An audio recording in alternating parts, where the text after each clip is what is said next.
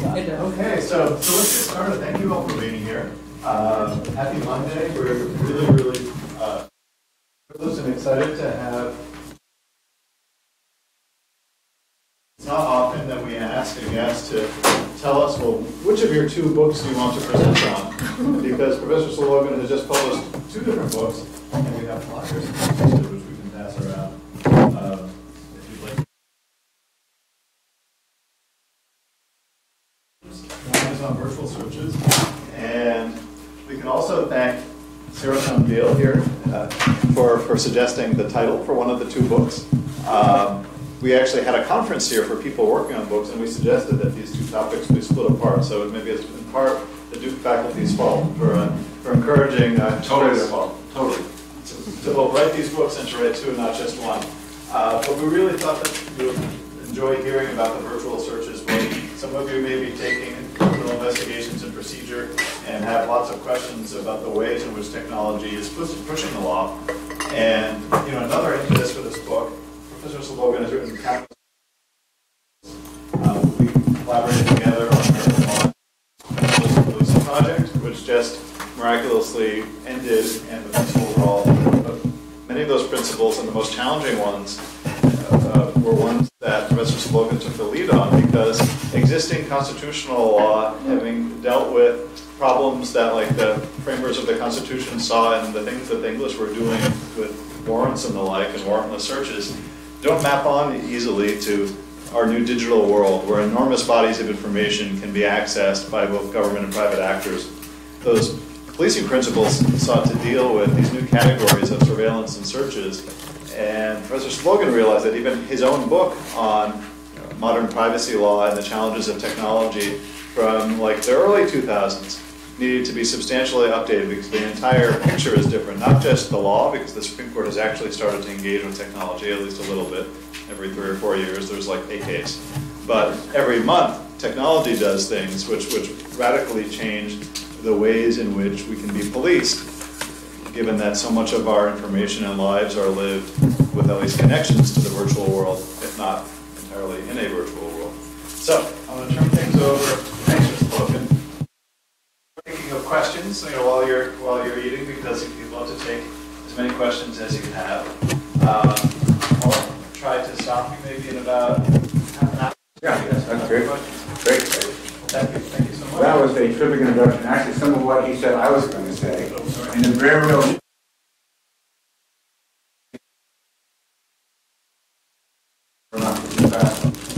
Professor Garrett organized this roundtable before Professor Gill was there, Professor Griffin was there, and they convinced me that I had 2 books, not 1 book. We're talking about right? They came up with a big game plan, and it needs to be divided into 3 or 4 different pieces of work, and that's what I did.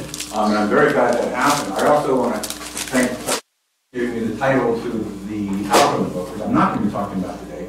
I'm going to be talking about this book, Virtual Searches Regulating the Covert World of Technological Policing, and I want to explain what the phrase virtual searches means. I use that phrase to distinguish technological policing from traditional policing. Right? Traditional policing involves physical entries into houses and cars and personal effects and file cabinets and that kind of thing. But today, police can do a lot of what they used to do through physical entry just by sitting in a squad car or sitting in their office. They can explore things virtually, covertly, and remotely. So I'm here talking about, for instance, CCTV, GPS tracking, automated license plate readers, devices that can see through walls and clothing, see through weapons, and also, most importantly, probably, using computers to access personal information that's possessed by third-party entities. So that's what I'm going to be talking about. And the first point I want to make, and for those of you who are taking, how many people, out of curiosity, are taking a course that's looked at the Fourth Amendment? Okay, so a fair number of you. So you've talked about this in that class. Right now, the Constitution has very little to say, if anything, about virtual searches. Regulate virtual as well as physical searches. But I also take the position that that does not necessarily mean that if it's a search, we need a warrant based on probable cause. I take a graduated approach to how these searches should be regulated. So that's basically the point of the book. And as Brandon said, it is sort of a sequel to a book I wrote in 2007, and I had to basically do it all over again because so much had changed, not just technologically, but legally, since 2007. So let me set this up by just giving a hypothetical. Say it's the year, what was it, 2025. A man named Ahmad Abdullah is driving in New York City. Officer Jones pulls him over for a traffic violation. It turns out that Abdullah's registration license checked out, so everything's okie dokie. But nonetheless, Jones is a little bit suspicious, so he gets out his Raytheon electromagnetic scanner, which can scan cars for weapons and bombs. He finds nothing, but he's still suspicious. So he gets Abdullah's phone number, and he knows with the phone number you can track a person, you all know this, using GPS signals, and that's precisely what the New York Police Department does. For the next several days, it tracks Abdullah as he drives around the New York City area. They also decided to use a $40 million domain awareness system, which consists of CCTV cameras and various other devices, to see where Abdullah walks on a daily basis. And it turns out that Abdullah not only goes to his own local mosque, but he goes to several other mosques in the area.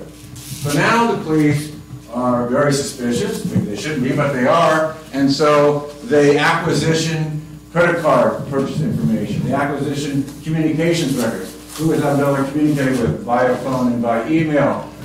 They get a hold of bank records to see what his financial transactions are all about. And for good measure, they have a company known as Choice Points, a data broker which collects information about every one of us and houses it in databases with the hopes the government will be interested in buying from them. So they go to Choice Point, and then finally they set up a Star Trunk across the way from Abdullah's apartment. Star Trunk's basically binoculars with night vision capacity. And maybe they'll see Abdullah doing something in his apartment that will turn out to be useful. Okay, so that's the hypothetical. Maybe Abdullah's a terrorist. Maybe he's another illegal immigrant. Very possibly he's totally innocent of any wrongdoing. But I'm going to leave you hanging as to what Abdullah's up to. The point I want to make is nothing I just described is governed by the Fourth Amendment, by the Constitution. Nothing I just described. And of course, the constitutional provision that is most relevant here is the Fourth Amendment. Those of you taking the course know what the Fourth Amendment does. It prohibits unreasonable searches and seizures, and the courts have construed this to mean that if something's a search, generally speaking, the police need a warrant based on probable cause. Unless it's an emergency situation, then you don't need a warrant. But you always need probable cause for a search, or almost always. What is probable cause? If you had to quantify it, maybe somewhere between a 40 to 50% level of certainty. The courts have also invented another level of justification known as reasonable suspicion, which, if you had to quantify it, is somewhere between a 20 and 30% level of certainty. So that's basically, I've just taught you all Fourth Amendment law in 1 minute. You can just forget that course. You know everything you need to know with respect to the Fourth Amendment. This is what applies if the police action is a search. But as those of you taking the course know, the Supreme Court of the United States has defined the word search very narrowly. It has not defined it the way a layperson defines search, as looking for something, examining something, looking through something. Rather, in the old days, what it said is it's only a search if there's a trespass, there's a physical trespass. And then in the 1960s, they decided the Katz case, which seemed to broaden the definition of search to some extent, beyond physical trespass to, as you can see, any police action that infringes an expectation of privacy that society is prepared to recognize as reasonable. It's called the reasonable expectation of privacy test.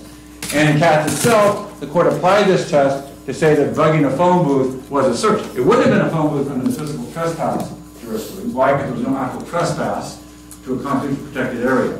But the privacy test did allow the court to say the Fourth Amendment applies to interception of electronic communications. So, okay, looks like we're off to the races. We can regulate virtual searches. But Katz has been essentially relegated to its facts. Katz has never really been applied beyond electronic surveillance context. How so? Well, there are 4 different doctrines, which are, I think, explain, if they don't justify, what the court's done in this area. So I'm going to talk about all 4 very quickly. The first one is known as the knowing exposure doctrine. Once you knowingly expose to the public, you have no expectation of privacy, at least no reasonable expectation of privacy. The case that decided this was the case where the police put a bumper on a car and followed a person for an hour, the Knotts case. And the court said, hey, this is all taking place on public thoroughfares. You have no expectation of privacy on public thoroughfares. So the Fourth Amendment is not implicated. So going back to Abdullah's case, the GPS tracking in that case, or how they used automated license plate readers and CCTV, so long as all it did was focus on Abdullah's travels in public spaces, no Fourth Amendment relevance at all. That's the knowing exposure doctrine. Then there's the general public use doctrine. Even if the police are looking inside your home, if they're doing so with the naked eye, or with technology that's generally available to the public, the court said there is no Fourth Amendment protection. So, for instance, many lower courts have held that police use binoculars to look in your house. No search. Why? Anybody can buy binoculars. You go down to Walmart and buy binoculars for $50. That's in general public use. No expectation of privacy. So the Startron in Abdullah's case, very possibly, use of the Startron would not have implicated the Fourth Amendment, because you can get a Startron and check this out for about $750. So at least lower middle class people can buy this stuff, generally available to the public. Contraband-specific doctrine. This came up in connection with drug-sniffing dogs. And the case in which the court decided this, the court said, hey, a drug-sniffing dog is only picking up the odor of an illegitimate substance, drugs. You have no legitimate privacy interest in drugs. Therefore, your expectations of privacy, no reasonable expectation of privacy is violated when a drug-sniffing dog alerts to drugs on your person. Well, and that's well established now. Of course, we affirm that doctrine. So the Raytheon device that I talked about before arguably would not be covered by the Fourth Amendment. Why? All it observes are weapons and bombs. At least it's in a jurisdiction where concealed weapons and bombs are illegal. Conceivably, that could be seen as a contraband-specific device. And then the fourth doctrine, this is the granddaddy of them all.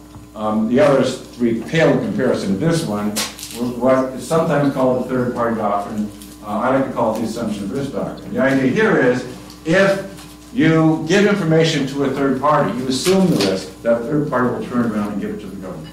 Therefore, you have no expectation of privacy in that information. The court decided that in two cases, Miller and Smith, in the 1970s, one involving bank records and one involving phone records. And the court said, government can get that stuff anytime they want to without worrying about the Fourth Amendment. Why? You surrender to a third party, you assume the risk that third party will turn around and give it to the government, therefore no expectation of privacy. So that means in Abdullah's case, the bank records they got on Abdullah, the phone records, the information they get from Choice Point, none of that implicates the Fourth Amendment under the court's doctrine. So, pretty narrow definition of search. Now, in the last 2 decades, the court has backtracked a little bit from what I just got through describing. So you get the Jones case in 2012, where the court said it was a search, where the police planted a GPS device on Jones's bumper and followed it for 28 days. Now, the observation there was totally of public travelers. So it seemed like the public exposure document would require the court to say no search. But the court said no, in this particular case, was prolonged tracking, 28 days. It is a Fourth Amendment search. Now, the court also said, however, that it's only when you plant the GPS device on the bumper of the car. It's only when there's a trespass that leads to the tracking do you have a Fourth Amendment event. But 5 justices said, no, that doesn't make sense to us. Whether there's a trespass or not, long-term tracking should be considered a Fourth Amendment search. So what Jones does is it undercuts the no exposure doctrine, right? Jones was observation of public activities, and nonetheless it was a search. It also undercuts to some extent the general public use doctrine. Why? Everybody has GPS tracking these days, right? It's very prevalent. It's very easy to get GPS tracking devices. So both of those doctrines were undercut by Jones. Then you get this case, I have no idea how to pronounce that word, Jardine. In any event, in this case, the court said it's a search, even if it's a drug-sniffing dog, if what the police have to do to get the dog to sniff the relevant area is physically violate private property. So in that case, they took the dog up to someone's front door. And the court said, drug-sniffing dogs typically are not a search, but when you do what the police did in this case, then it does become a search. So that undercuts the contraband-specific doctrine I talked about. And then finally, you got this case, which is really the most important case. Here the court said it is a search when the government accesses 7 days of cell site location information from an individual's common carrier. Now the government right here argued, hey, this is assumption of risk. Everybody knows your common carrier keeps your location information, and you assume the rest of your common carrier will turn around and give it to the government. They cited Miller, they cited Smith. Pretty straightforward argument. The court said, you know what? We don't think Miller and Smith apply here. Why? Cell site location information can be voluminous, can reveal lots of things about an individual, so that's different than Miller and Smith, which involves more truncated information. And in addition, we, the court, don't really buy this idea that you voluntarily surrender this information. It's sort of fiction to say you voluntarily knowingly surrender this information to the third party. Whether you agree with that or not, Carpenter is a very important decision because it does tend to undercut the assumption of risk doctrine. However, in Carpenter and these other cases, this court was very clear. We're only deciding this on the facts of these cases. So, for instance, it made very clear we're not overturning Miller, which had to do with bank records. We're not overturning Smith, which had to do with phone records. We're only dealing with cell site location information. That's all we're dealing with in Carpenter. And they said the same kind of thing in the Jones and Jardine case. So, where are we right now? Bottom line, I don't know. Right? I would argue, if I'm a privacy advocate, that the court is moving in the direction of a lay definition of search. In other words, if you're examining something, that's a search. Justice Scalia himself, back in 2001, said maybe that's the way we should go, referring to his favorite legal source, 18th century dictionary. Right? And it's very this is what I've argued for years. I think he's right. The court may be moving in that direction, but on the other hand, as you all know, the membership of the court has changed drastically since 2018. So I have no idea what's going to happen in the future. But in my book, I argue that search should be defined very broadly to include everything that happened in a Billis case. Everything that happened in a Billis case. I think you have a right to anonymity, a right to privacy in public, and I think privacy was violated in all the other situations involved in a Billis case. That does not mean, however, what a lot of academics think it would mean, which is you have to have probable cause every time you engage in every one of these kinds of virtual searches. My main argument is, no, probable cause is sometimes required, but should not always be required. And I arrive at that conclusion in 5 different contexts. And so I've got about 5 after. Brandon, is that right? So I don't know if I'm going to get through all 5 of these categories, and if not, we can deal with them in Q&A. But these, I think, are important to think about. I think there are different regulatory regimes with respect to each of these 5 categories. The first is what happened in the Billis case, where the police have a suspect, they're trying to get more information about the suspect. That's your classic search and seizure case. The second situation is profiling. Police do not have a suspect, but they want to develop a profile to try to identify who might, in the near future, commit a crime, who might be a threat. The third is event-driven virtual searching, where the police have a crime scene, they get information from that crime scene, and they want to match it with people, potential perpetrators, potential eyewitnesses, like DNA evidence, other kinds of evidence I'll talk about later. The fourth is program-driven virtual searches, which is where the police collect the data that they use for the first 3 kinds of searches. Right? You have to have data to do profiles. You have to have data to do the kind of search that was involved in Billis' case. I think that's a separate kind of regime involving data collection, not data access. And then finally, and I'm almost positive I won't get to this during the allotted time, there are situations where the government is not soliciting the information at all. It's not collecting the information, but rather a third party is just offering it to the government. And I think that's a very important area to talk about as well. So, am I going fast enough? Because I'm very worth the time. So let's talk about suspect-driven situations first. Abdullah is a perfect example of that. They got a suspect. They're trying to find as much about him as they can. And what I argue in the book, really throughout the book, is that I think a proportionality principle ought to apply in this kind of case and most of the other cases I'm going to talk about. What is that? It's very simple. It's that the justification for a search ought to be roughly proportionate to the intrusion involved in the search. Okay? The Supreme Court itself has recognized that idea. Remember in Jones, it distinguished between prolonged tracking and short-term tracking? And in Carpenter, it distinguished between 7 days of cell site location information and something less than that. And even in the Terry case, and those of you taking police practices know about this case, stop and frisk case. What did the court hold there? A stop can be justified on mere reasonable suspicion. You don't need probable cause. Why? A stop is not as intrusive as an arrest. A frisk can be justified on reasonable suspicion, a lower level of justification. Why? It's not as intrusive as a full search. That to me is the proportionality principle. Terry recognized it way back in the 1960s. I think it should apply here in the virtual search context because our intuition is, at least my intuition is, that some searches are more intrusive than others, and that should be reflected in the justification requirement. Another practical reason is if you require probable cause for every kind of search, investigations are not going to get off the ground. Right? Police need to be able to do preliminary kinds of investigations in order to develop probable cause. You shouldn't require probable cause in order to get probable cause. So that's the argument.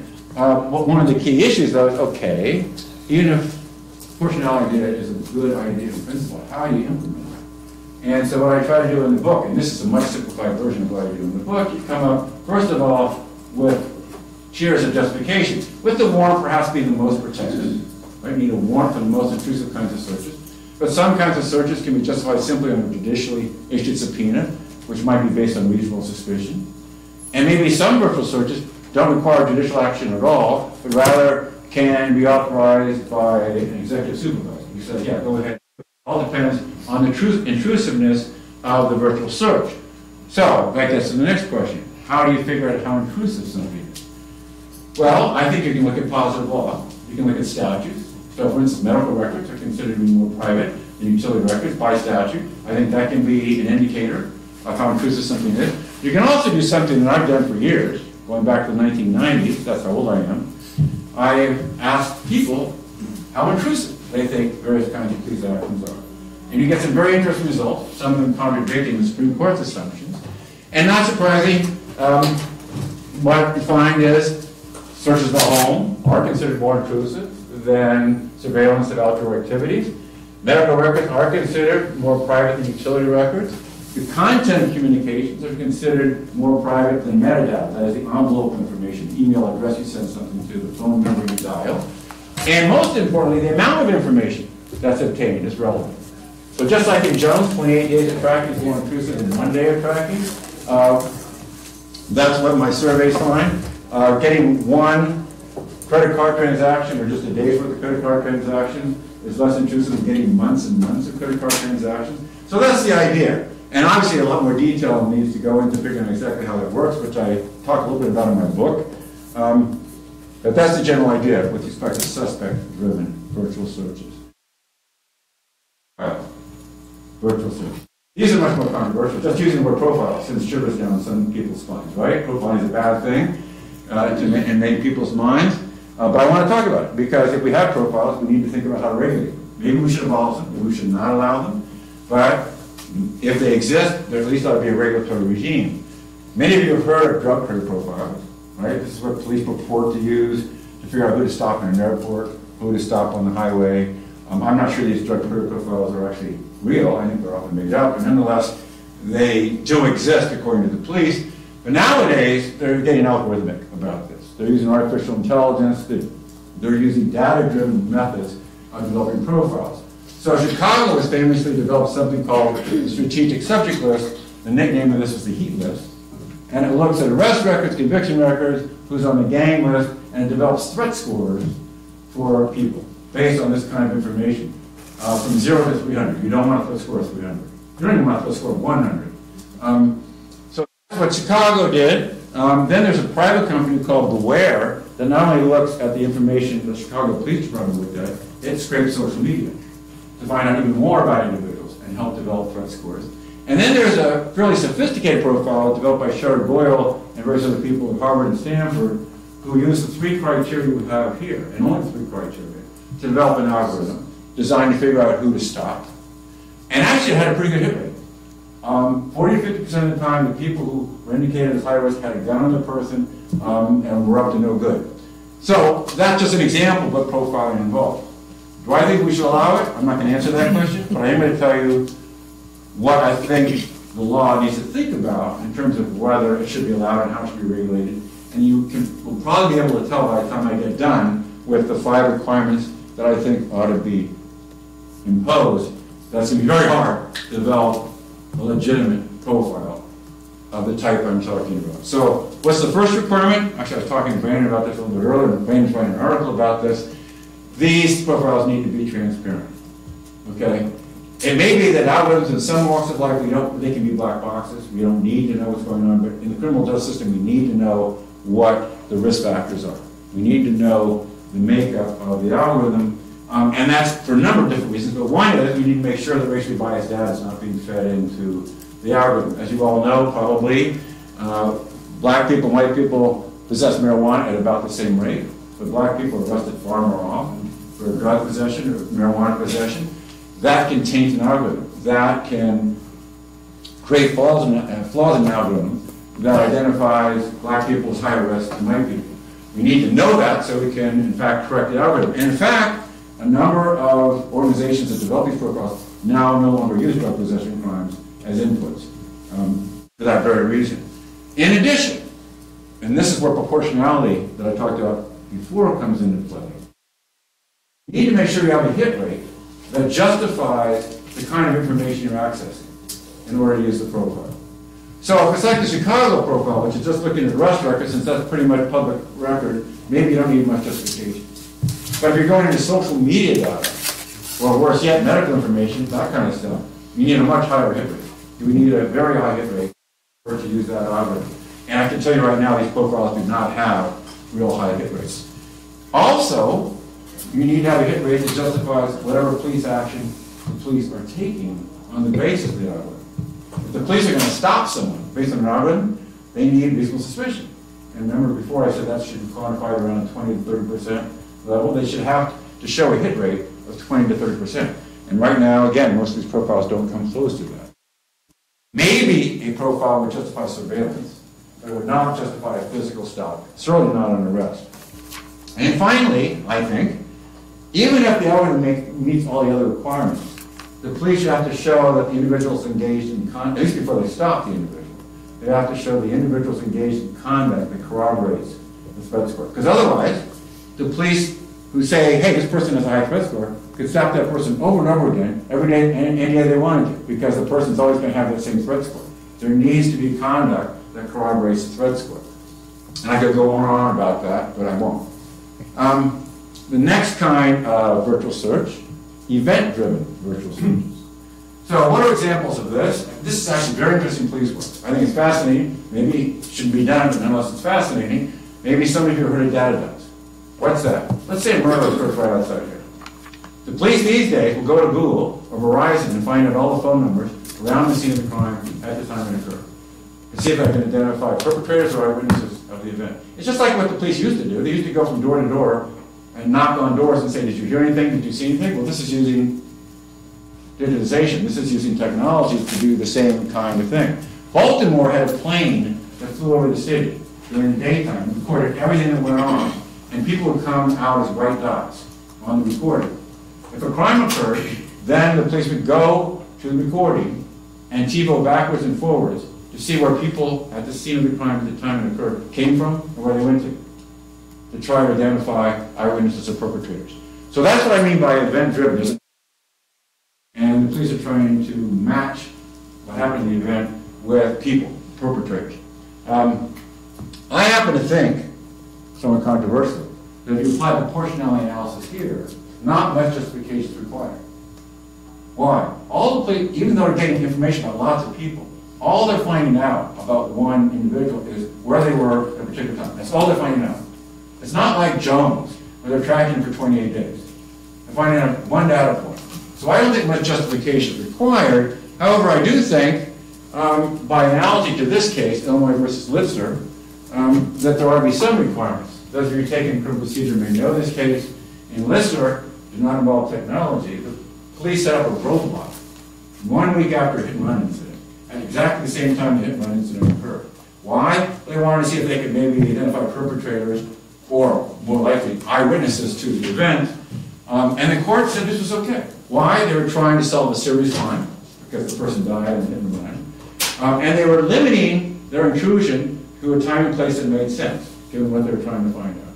And I think the same thing should happen with this kind of stuff. So long as the judge finds that the virtual search is limited to the time of the crime, within 20 minutes either side of the crime, and the place of the crime, then it ought to be permissible. I'm going to end with this, I think, unless you want me to go on. I'm going to end with program-driven virtual searches. So what are these? I think this is an extremely important aspect of virtual searching.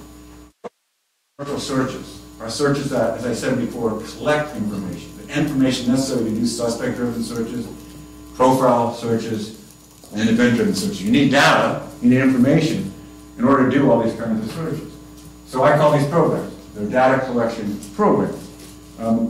So I don't think the proportionality principle works here, right? Because you're collecting information about lots of people, most of whom are innocent of any kind of activity. So proportionality doesn't work. Proportionality assumes you're going to get individualized suspicion with respect to given individuals. Just to give you some examples of what a program-driven virtual search is, how many people here have heard of the Total Information Awareness Program? The Total Information Awareness Program. It was developed by Admiral Poindexter, remember him? Post 9/11. And what they did, you can't read this, I'm pretty sure, but they collected records about finances, education, travel, medical records, veterinary records, because you never know when a dog might have a bomb in it, transportation, government records, communication records, collected all this information, and then they're going to apply profiles, terrorist profiles, to see who might be a terrorist. That was the idea behind total information awareness. It was defunded by Congress in 2003 by voice vote. Even Republicans got on board. Probably in part because, look at the title, Total Information Awareness. But I think particularly because of this. This is the icon. I don't know. Okay, you all see an eye looking at the globe, accompanied by the maxim in Latin, knowledge is power. Okay? I think, seriously, Congress looked at this and said, there's no way this is happening. On the other hand, as you all know, Edward Snowden revealed that's still happening, just under different names. We no longer have TIA, but we got PRISM, we got Slobogin, and most famously, we got the NSA metadata program, where the NSA was collecting all of our metadata, not just metadata of foreigners, but all Americans' metadata, and storing it in computers in Utah. Okay? And, granted, this is supposed to be designed to only look for terrorists and foreign saboteurs, but we also have domestic versions of these kinds of data collection programs, most famously fusion centers. There are over 80 fusion centers, some of them with over 200 employees, and they fuse together records information about Americans. It's not aimed at counterterrorism entirely, it's also aimed at domestic crime solutions and detection. So, should any of this be allowed? And if so, how should it be regulated? And some people say there's no way that any of this should happen. Well, sorry, but the government's going to collect information. Okay, it needs information to function in a number of different ways. I think one thing we can do is, to the greatest extent possible, make sure the information that is collected is maintained outside of government. So government does not have easy access to it. This is actually what happened with the NSA metadata program. President Obama in 2014 signed an executive order saying, NSA, you may no longer collect metadata. It has to stay with the common carriers. It has to stay with the third-party entities. And if you want information on something, you've got to get a court order, go to third party, and get the information. But the court has to find that the information is relevant to one of your investigations first. So that would be one partial solution to the problem. But bottom line, the government collects, again, as I said, information on lots of different things, and you can't always keep it outside of government. So I think we need some other accountability mechanisms, and I think a key one, and I think this is a relatively significant contribution to this area, is administrative law. Right now, for some reason, which I'll be glad to talk about if you want me to, police agencies, which are agencies, are not governed by the Administrative Procedure Act. All of the government agencies are, but police agencies are not. I think that's crazy. If the Administrative Procedure Act applied to police agencies, there would be a number of implications. One is, these programs have to be authorized by legislation. Right? The TIA, PRISM, Slobogin, the NSA program, fusion centers, none of them are authorized by legislation. They're all created by the executive branch. Now, sometimes they're funded by Congress, but there's no actual authorizing legislation. So, under administrative law, they're all providers. They're illegitimate because there's been no authorizing legislation. What should the legislation do? Identify, okay, what are we going after? Terrorism?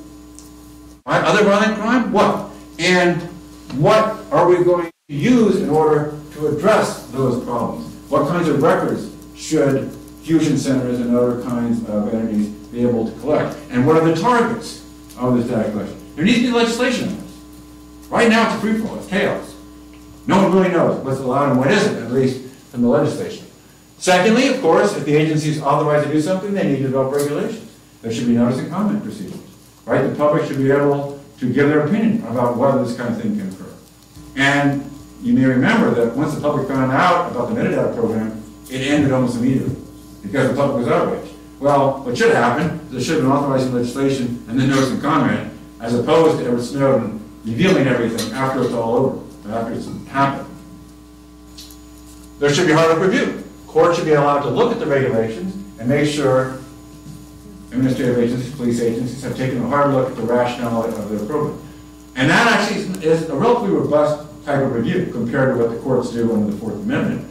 And then finally, and this is very important, there's a fairly robust strain in administrative law that regulations have to be applied even-handedly. You can't just focus on one ethnic group, you can't just focus on one part of town, they have to be applied even-handedly. Much stronger than equal protection jurisprudence would require. And I think that would be a very important component of this accountability mechanism. So, I think what I'm going to do is I'm going to put this up. But unless you want me to go on, I'm sort of tired of talking, and Brandon said to talk until now, so I'm going to stop at this point. But I'll be glad to talk about this if you want me to. Yeah, sir. Professor Beal? Yeah. So you talked about and a lower level than probable cause for various things. Do you think there should be a higher level Yes. than probable cause? So when the Criminal Rules Committee was looking at remote elections, a lot of the commentary that we got wanted something that looked more like Title III, right? And so I wonder if you might talk about what you think in this technology area might warrant more and what you think that ought to look like. And I assume you think it should come from Congress. Yeah, ideally, everything would come from Congress. One of the key themes in my book is we need a lot more legislation in this area. Yeah. We've become fixated on making the Fourth Amendment the panacea for everything. I think that doesn't make sense. As you can tell from, I just got through saying respect to program. And so it would be an analog to Title III and so on. Right. Okay. But I think administrative law can force legislatures to act. That's the key contribution, right? You can't have it under the APA unless there's authorized legislation. So going back to your question, yeah, actually, I gave you a very simplified version of the justification hierarchy. So I absolutely do argue that there should be a higher level of justification than what we normally think of as a warrant based on probable cause. And you mentioned Title III. Those of you who don't know this, Title III requires that for electronic surveillance. Not only do you need probable cause, you need to show there's no less restrictive way of getting the information the government wants, but also minimization requirements. Also, the warrant has to be issued by a real judge as opposed to a justice of the peace or a magistrate, that kind of thing. So, yeah, I do think, and there's some constitutional law, by the way, that backs me up on this. For instance, the court has said that if you're going to do surgery, remove, say, a bullet from the shoulder, you need to have an absolute hearing before you can do it. So, short answer to your question, yes, I think more should be required for certain kinds of particularly intrusive. What do you think falls in that category? Okay, well, that's a good question. What I say in the book is I think Title III is right. So I think anything that amounts to 30 days of electronic surveillance should require that. Now, based on my surveys, interesting enough, a lot of people think that getting 30 days of bank records is just as intrusive as 30 days of electronic surveillance. Now, you know well that actually, right now, prosecutors can get bank records with a subpoena, and they barely have to show it's relevant. So that would have major implications. The court actually recognized that in Carpenter. And they said, oh, we're not applying anything in Carpenter to bank records or phone records, but I think you're going to have to face that eventually. And I think a lot of people's intuition is, I know my wife's intuition is, you go after my bank record, you better have a whole lot of justification. You know, subpoena by itself is not, because that's, meaning, you probably know, subpoena is very easy to get, at least in many jurisdictions. And a warrant's harder to get. So, that's a short version. Answer, yeah. That was actually my exact question. Oh, okay. Yeah. Nice. I have two questions. Event-driven? Yeah. Yeah, specifically like geofence warrants. And so the first question is, one of the issues with proportionality is a lot of times, even like with a small amount of time, you might live in an apartment building next to a bank, Right. and so we're like crossing into the sanctity of the home. So I was wondering if you could comment on that. And then the second question is, can you talk a little bit about the role of third parties in limiting what has been done with geofences so far? I don't know if there was a case that came out of the Eastern District of Virginia last year talking about Google's role in like Right. setting limits on the police, and I find it sort of highly problematic that Google has been Yeah. protecting people's data. Yeah, okay, so those are two very good questions. I think there are two questions there. The first one is, what about the fact that, for instance, if there's murder occurs right outside here, all of our phones might get picked up. Now, granted, this is not our home, but actually, to many of you, probably is your home, right? Especially, like, for example, if you live here. But that is definitely a real question. I have to say, and this is why I say it's controversial, since all you're finding out is that you were in a home at a particular time, I don't think probable cause should be required for that. Okay? But that gets you, and I'll come back to that, but that gets to your second question. What Google has done, actually, is require more than most courts require. Because Google has a business model where they want to be able to tell their consumers, hey, we respect your privacy. We're trying to protect your privacy. So what they demanded of the courts before they engage in what's called geofencing, which is the fancy word for what I'm talking about, they geofence the area through digitization, they demand 3 warrants. Actually, I should not call them warrants because they're not warrants, 3 court orders, right? The first order is, give us all the phone numbers within the area. But we don't want to know who belongs to them. It's anonymous, okay? Then, once they get all those phone numbers, then the police have to whittle it down some to identify those people they want to find a little bit more about. That is, where they came from, where they went to. Okay, it has to be whittled down more. That's the second court order. And the third court order, which I whittled down to just 3 or 4 phones, ideally, right, you're putting that in quotes. Ideally, then you can find out who these people are. Now granted, okay, it may be more than 4 people, right? On the other hand, I go back to the analogy I made before. Is that really that different from the police going door to door, knocking on people's doors and did you hear anything, did you see anything? That's all the police are going to do. If they want to interrogate someone, if they want to arrest someone, they still need probable cause to do it. I mean, I'm not getting rid of the entire Fourth Amendment or the Fifth Amendment. They still need, if they're going to do further steps in the investigation, to jump through all the relevant hoops. Okay?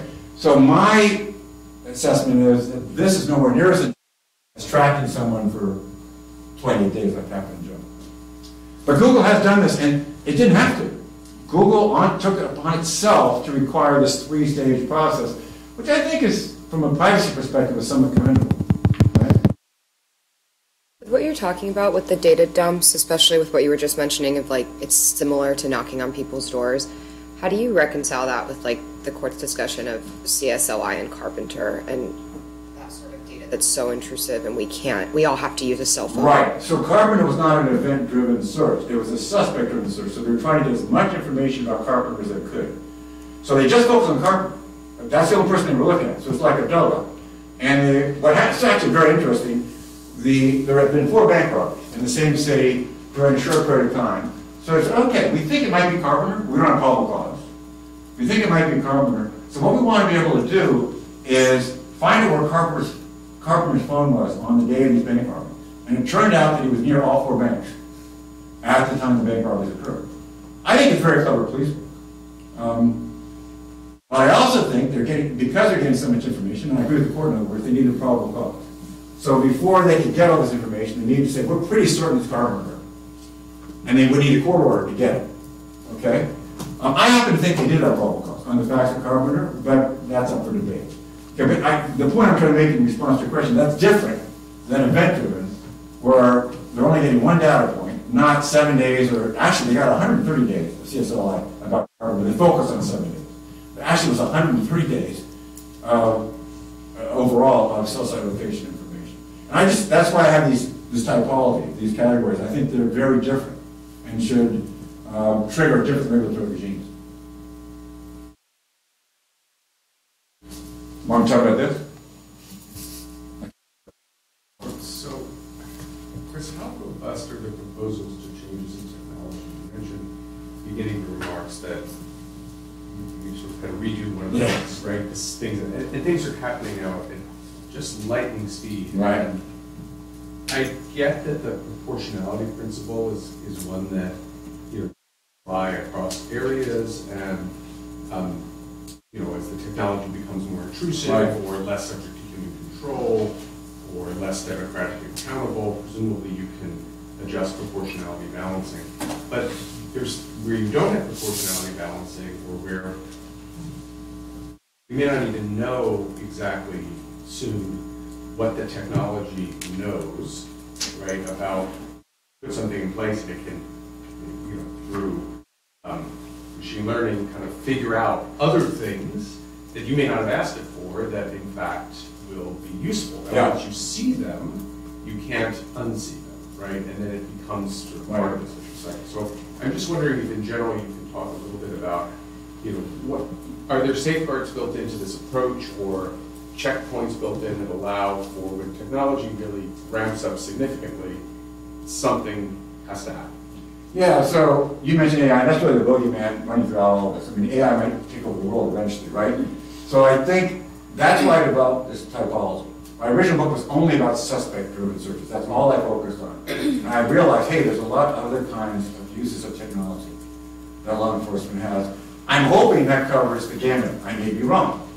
But I think it does. And I think instead of some professors have looked at it technology by technology. I don't think that's the right focus. I think it's intrusiveness.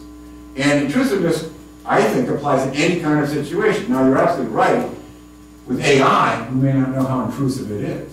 But that's where the transparency point comes in. It should not be authorized by the legislature until it knows what's going on. What are the harms you're trying to prevent? And then how are you going to try to prevent it? And if the argument by the police says, oh, we need AI to prevent this harm, Congress should demand, okay, well, what does this I do? What kinds of data is fed into it? What kind of stuff are you going to learn? And if you can't tell us, and this would be my argument, it shouldn't be authorized. If you can tell us, maybe we'll go along with it. Or maybe there'll be sunset provisions, right? We do it, which is quite common, as you know, we'll do it for a year or 2 years, see what happens. Again, going to legislation as the springboard, that is the baseline. With Congress, and excuse me, with the courts only getting involved, the Supreme Court only getting involved, in order to impose guardrails and make sure everything's on the up and up, on intrusiveness ground. That would be my response. I mean, I might be wrong. But you're right, I did have to write a totally different book now 14 years later.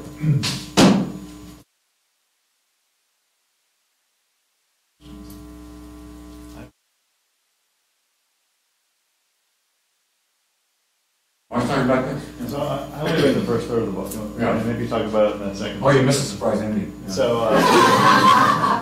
So one thing that we see a lot with deployment of new technology is one way to avoid Fourth Amendment questions or Daubert questions or other constitutional questions, any questions in the courts, is to use the technology, have some other evidence to generate probable cause and an arrest, but use the technology to generate leads, to generate access to evidence, but not introduce the technology. Okay. And so, and often law enforcement says, that's right, we don't have to vet the reliability of an anonymous caller or a tip, as long as it leads us to a witness that we do present in court. Background investigative steps don't need to be any judge's business, and certainly not any lawmaker's business. Right. And so, I guess, how do these frameworks deal with the fact that law enforcement does have ways of relying on lots of tools, but keeping them in court? Yeah, so I'm going to do a little aside here. One thing Sarah is referring to, I think, is this idea of parallel construction, where the police will have an informant or a technology that they don't want the government to know about, excuse me, the courts to know about, and so they sort of launder it with another piece of evidence that is admissible. I have a big problem with that. Okay, I don't agree with the premise of your question that law enforcement should be allowed to do this, and I'm not sure that was your premise, but at least you were suggesting that maybe that kind of thing happens. It does happen. I don't think it should happen, especially when we're talking about algorithm-driven kinds of research, AI-driven research. That's where the transparency principle comes in. And I think there's case law that supports me on this. I mentioned this actually to both Professor Beal and Professor Garrett this morning. Some of you may know about the Roviero case, which is a case involving a confidential informant. And granted, it was a Warren Court decision, which means it's probably irrelevant. But nonetheless, it is a decision that held the defendant is entitled to the identity of a confidential informant, despite the very strong protections of confidential informants, if that confidential informant is key to understanding how the government developed this case. And Roviero is not dead, even though it's a Warren Court opinion. Lower courts still use it from time to time, and I think that case is directly applicable to the profiling cases that I was talking about before. That if you're using a profile to justify a stop, or worse yet, an arrest, you definitely get to know what's in that profile. It's like the confidential informant.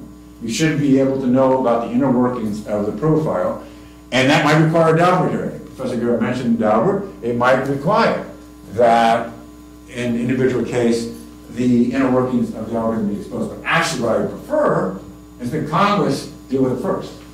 That Congress require scientific testing of any algorithms used and validation locally of any algorithms that are used. This is happening in the risk assessment area, having to do with trying to predict recidivism. It's already being required in those contexts. I think it should be required here just as well. Police should not be able to use algorithms to just make up willy-nilly or get a company like Palantir to make up. Palantir being a company that used to do terrorism stuff and now has decided its business model should also allow it to make money from the police. I think it should be legislative authorized, transparent, and would help deal with the problem you're talking about.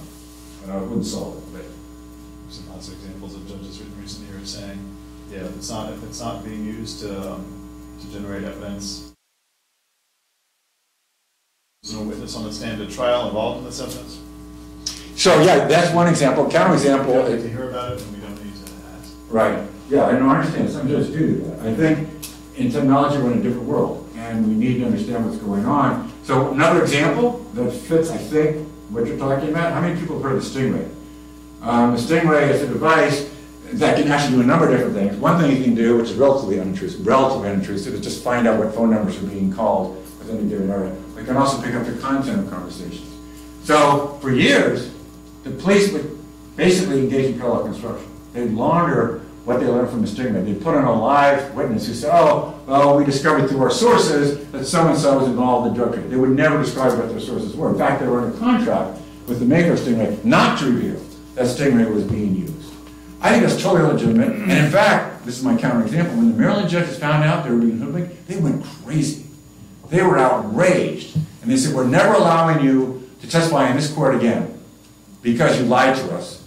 They felt it was lying to us about how you got your information. So the string of Maryland, I'm not saying all judges would react that way, but Maryland judges were in high umbrage about all this. We talked about the possibility that more would be required than just standard Fourth Amendment restrictions.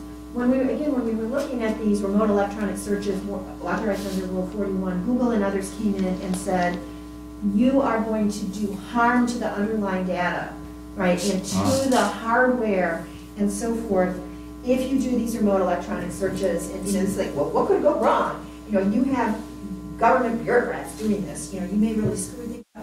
Are there other kinds of technology? Are there kinds of technologies where one of the risks that you will do harm to people's hardware, software, data, etc., and how does that fit into your analysis? That's a good question. I have to say I'm not an expert on this, but even just basic hacking can do harm to software and hardware. So it is a concern. One thing that the government has tended to do is get Google or Microsoft to do it, and they pay them for it. Now, as you may know, Apple refused to do that. For instance, because again, their business model is, we protect privacy. So in the San Bernardino case, remember that one where 13 people were massacred and they wanted to get access to the phone of the couple that did this. Apple absolutely refused to help out in any way. And it wasn't even that guy's phone. It was that school district's phone. Oh, okay. I forgot that. But anyway, Apple would not help. And now Apple, by the way, it claims it has created encryption that even it can encrypt. So that even if Apple wanted to help, it could not do so. They also threw, I love this, they threw in a 13th Amendment argument. The government requiring Apple to crack their own code was involuntary servitude. So they made all sorts of arguments. They said none of this is permissible, none of this is constitutional. As you may remember, eventually they got the Israelis to crack their phones. So there's always a workaround. I mean, there's not always, but there often is a workaround. But the bottom line is, you try to get the company to do it. But if the company won't do it, then too bad. Maybe you can't. You might actually do harm. Right. And so you have to come up with other ways of doing it. Well, it turns out, those of you who are thinking about committing crime and want to avoid being discovered, it turns out, yes, the content can be protected through encryption, but your metadata isn't protected. They can still figure out your metadata, and as the head of the National Security Agency once said, we kill people based on metadata. We use metadata to figure out where people are and send our drones there. So metadata can be very revealing. And also, they now have devices, well, you already know this from TV, that can clone your phone. So before it gets encrypted, they can see what you type. So there are lots of workarounds that don't involve hacking and destruction of information, but I think you're not really dealing with that. I just think it's fun to talk about. In different ways, law enforcement does workarounds of what we're trying to protect. But the short answer to your question is yes, you can do damage. And then that would be part of what you think the legislature Absolutely. and the EPA Yeah. should be taking account of, because that's a form of intrusiveness, essentially. But you can bet your sweet Vicky that Apple and Google will have a lot to say about that. Right. So. And they are known to have some power in the legislature. I had a question about the role of minors in all this. You mean juveniles? Juveniles, yeah. Just the fact that, like thinking about these data dumps, for instance, that might be around an event-driven situation. If there's a 10-year-old with a phone, right, whose number gets swept up, how, if the police went and physically knocked on a door and a child comes to the door, they'll know, please go get your mom or dad. Right. How would you? Is there a way of accounting for this? I guess. About juvenile death? Yeah, I have written a book about juvenile justice, but it doesn't cover this particular question. Well, you didn't talk about it. intrusiveness, expectation of privacy, intrusiveness is a fairly amorphous concept. That's why I think we need to look at positive law, surveys, reports, and content, which is what I've been trying to do for years. And actually, I've got some fairly robust statistical information about intrusiveness and what's considered most intrusive, what's considered least intrusive, which has been, by the way, I'll get to your question in a second, by the way, has been consistent throughout. I often ask people to rate intrusiveness on a scale from 0 to 100. And it is true that after 9/11, intrusiveness ratings went down. Because all of a sudden people were worried about terrorism. So they don't care very much if government's going to their phones or their houses because they want to get those SOBs, right? But the hierarchy stayed the same. Searches of houses were still more intrusive than searches of garages. Search of bank records are still more intrusive than tracking of public travel. And that's what's important to me. I don't care what absolute number they come up with. I don't care what the hierarchy. So, going back to your question, should there be a separate intrusive ranking if the target of the search is a juvenile? I don't know. I've never done a survey with that kind of variable integrated into it. My inclination would be say no, but maybe so. No. In your surveying, have you accounted at all for whether the respondent has experienced that type of intrusive action? Because my hypothesis would be that people do a lot of discounting in terms of expectations of what the intrusiveness feels like, but if they've actually experienced it, it might be different. So you, for example, you mentioned Terry and stop and frisk, and it requires a lower level of justification. But I think if you ask anyone who's been stopped and frisked, actually it's very intrusive, but only having gone through it, do you know that? Yeah, so I have two things to say to that. One is a direct answer to your question, the other is to plug an article I just wrote. Okay, so the first response is, we found this over and over again in our studies. We often had two different protocols. One we call first person, and one we call third person. So in the first person protocol, we say, your house, or your phone, or your bank records have been accessed by the police. And the other was someone else's phone, bank, totally different intrusiveness ratings. So exactly what you're talking about. And the interesting thing is, judges always do it from a third-party perspective. And I think it has a lot to do with why the Fourth Amendment is not as robust as it could be. And I think if you have damages actions, where the people bringing the lawsuit are innocent and the judge can relate to them a lot more closely, you'd have a different Fourth Amendment. So that's one issue. I think you're right. The second interesting issue, you mentioned Terry, the article I just wrote, but hey, isn't it interesting that the Supreme Court of the United States requires a warrant for tracking and for accessing CSLI, which is probable cause, but only requires reasonable suspicion for a stop and frisk? Why do you think that is? Is it possible they've never experienced a stop and frisk, but they're worried as hell their location information will be discovered by the government? One of my favorite moments in oral arguments was when Chief Justice Roberts was questioning the attorney for the government. And the attorney for the government was arguing, knowing exposure.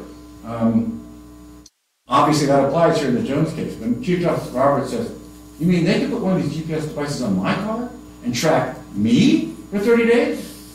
And he said, and they could track all of our cars? And the Solicitor General knew what was happening here, and so Penn and Hod and the whole audience laughed. But in my opinion, that's an extremely revealing moment in Supreme Court jurisprudence, that the justices are starting to realize that what they created back in the 70s in Miller and Smith could affect them. And that's one reason Jones happened and then Carpenter happened. Whether that will continue to happen, as I said, I don't know, because of the change in remedy. So I argued that Terry ought to be overturned. We ought to require probable cause for stops and frisks. That's what I argued about. Yeah. Last question. We can do it. I have a question about the crime prevention, heat rates you mentioned. Sorry, I didn't hear the first part. Oh, can you hear me now? I have a question about the crime prevention, heat. I think you mentioned briefly it's called heat rate, heat score. So basically, if the basically the police will have the ability to calculate the probability for people to commit crime. I just wonder if you can tell me a little bit more about what's the current regulation on this kind of technology. There's not. No. There's no regulation unless the state or locality decides to impose it. That was one of my points. None of this is regulated by the Constitution right now, and much of it's not regulated by statute or even regulation. The Chicago Police Department just came up with the heat limit. It was totally the creature of the Chicago Police Department. There was no input by a legislature or the city council. Now, I think it was possible to do this, I began my book with a city council meeting, and in fact, one reason I started to write this book is I sat in on a city council meeting about automated license plate readers. And I was enthralled by the Democratic politics. People really care about this. You got both sides arguing strenuously about things like ALPRs, and they could argue about profiles. And I think you have a very robust debate with one side saying they never should be allowed in any circumstances, other people saying, well, maybe, and so on. But in that particular case, there's absolutely no input whatsoever except by the police. Thanks. Thank you. Thank you so much. Thank you.